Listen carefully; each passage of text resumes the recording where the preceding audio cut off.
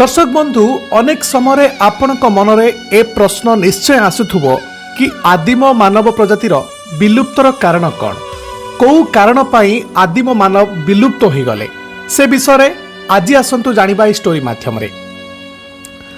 आज को 11 लाख वर्ष पूर्वे मात्राधिक थंडा जुगु यूरोप प्रथम मानव प्रजाति होमो इरेक्टस लोप पाइथिला। एक समय थिला जेतेबेले पृथ्वी आदिम मानव द्वारा शासित होउथला।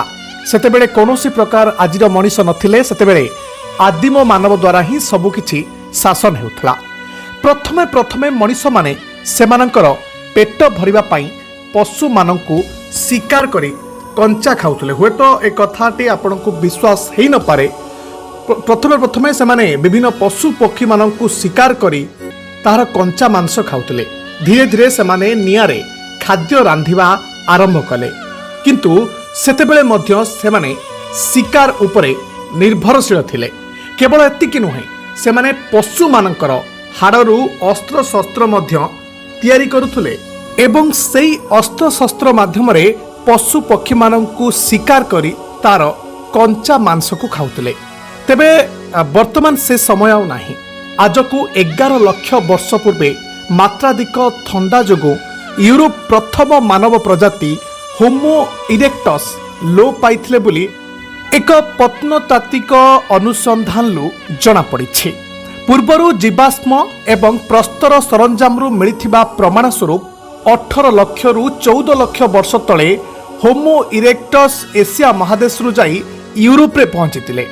यूरोप रे परवर्ती मानव प्रजाति होमो इरेक्टस उपस्थिति संपर्क रे मिलिथिबा प्रमाण अनुसार सेमाने आज को 9 लाख वर्ष तले देखा देथिले। सेमाने सेठारु आफ्रिका किंबा एशिया रु आसीथिबा कथा कहा जाउछि। तेबे पूर्वरु प्रजातिर विलोपन और परवर्ती प्रजातिर आविर्भाव मध्यरे 2 लाख वर्षर व्यवधान रही। ए निर्दिष्ट समय व्यवधान बेले नव आविष्कृत शीतलीकरण प्रक्रिया घटिथिला। पोर्तुगाल उपकूल समुद्र सज्जारू मिलिथिला प्रस्तर नमूनारू जना पड़िछि जे प्राय 11.5 लाख वर्ष तले शीतलीकरण आरंभ होइतिला। भीषण थंडा होमो इरेक्टस प्रजातिर मूलपोच कर दैथिला बोली गवेषक क्रुनिस अनुमान करिसंती। दर्शक बंधु, जो प्रश्न आपणक मनरे आसुछि, प्रकृत रे 11 लाख वर्ष पूर्वे जो मानव आदिम मानव माने थिले आजिका दिन में सेमाने नाहांती काहेकि? जहा गवेषक क्रोनिस कहिसंती कि अत्यधिक थंडा कारणरू सेमानंकर अंत होई जाइछि, सेथिपाई सेमानंकु आजिका दिन में आउ देखिबा पाई मिलु नाही।